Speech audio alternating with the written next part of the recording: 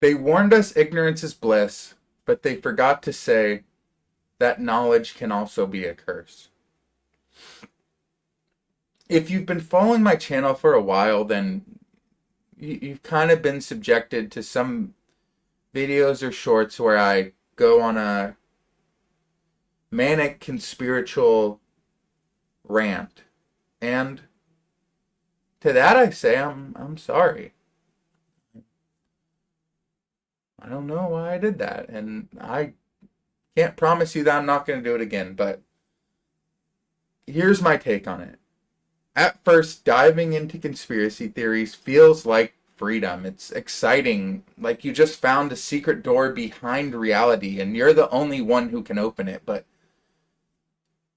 And it's exciting because every new theory feels like a piece of the puzzle, and you're just going to go manic putting thumbtacks on the wall and making random connections. And the deeper that you go, the more it kind of pretends to start to make sense, or at least it feels like it does. And you feel awake and alive, and it's invigorating, like you're seeing through the illusion everybody else is too afraid to question. But there's a cost to that kind of awareness.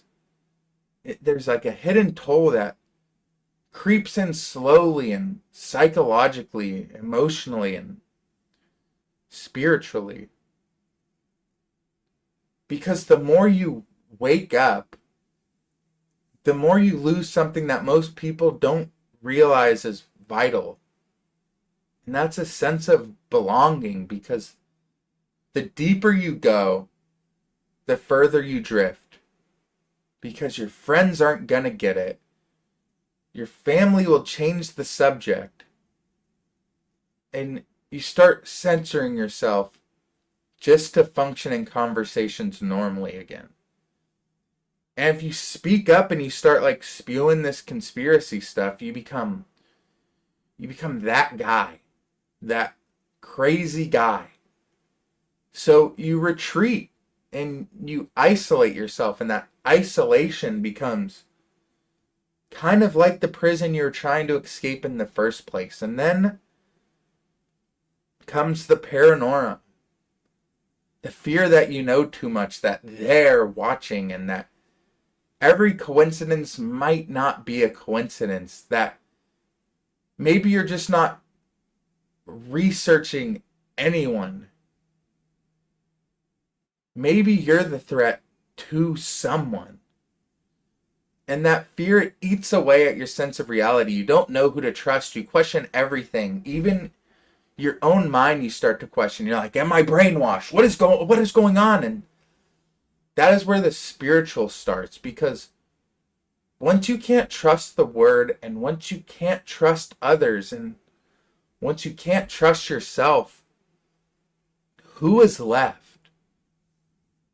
And here's the kicker. This entire journey tricks you into thinking that you're free, when in reality you're just caught up in a different type of system, one without exits, a system of fear and doubt and endless questioning. And you just traded one illusion for the other, and you became a prisoner of your own truths that you decided to be true. And what happens to your sense of beauty, your sense of wonder, and your sense of appreciating things as they are? And the short answer is it dies, because everything's been tailored to your agenda, to an agenda, to their agenda, whoever you want to blame it on. Every film, every book, every piece of art, you don't see it as a story anymore. You see it as programming, you see it as propaganda, and you become too smart for joy, and too skeptical for hope, and too aware for peace. And worst of all, if you've got this far down the rabbit hole, whatever, your ego starts to grow. You feel like you're above it all. You see everything, you see everybody else as sheep, and you lose compassion, and you start to think that you're better, and then you stop listening, and then you become the preacher at the door that you used to slam the door in its face and roll your eyes to, and you want to shake everybody and scream, wake up, like it's all a lie. But then it's like, but no one wants to be yelled awake. No one wants to be woken up that aggressively, and no one wants to follow a prophet just drowning in their own misery and being a nihilist and saying that everything is controlled by everybody. And it's like, that path doesn't just strip away lies.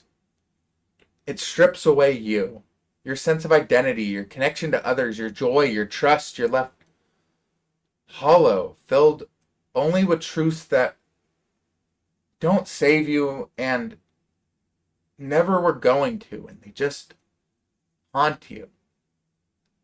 So here's the truth. They won't tell you. This is what I found. You need balance. You need beauty. You need to play. You need a mystery that isn't solved. You need to know that sometimes you don't need to know everything. And you will never know everything, because if you lose that sense of wonder, if you burn it all down for the pursuit of the ultimate truth, then you become the thing you're trying to expose. A cold, inhuman, and incapable of love entity that really doesn't want to be found in the first place. And that won't expose itself. Even if you crack the code, it will just say, no, probably not. So what I'm trying to say is, yes, do your own research if you want. Yes, question the narrative. And yes, be brave enough to where others look, but don't forget to feel. Never forget to just laugh at silly stuff and things that you think don't have meaning, because that's what makes you human. And never forget to live. Never forget to experience the whole reason why we're here, and that's just to experience the whole reason why we're here. Because truth without heart is just another lie disguised as wisdom. And you don't deserve to be lied to. So thank you so much for watching. And I'll catch you next time.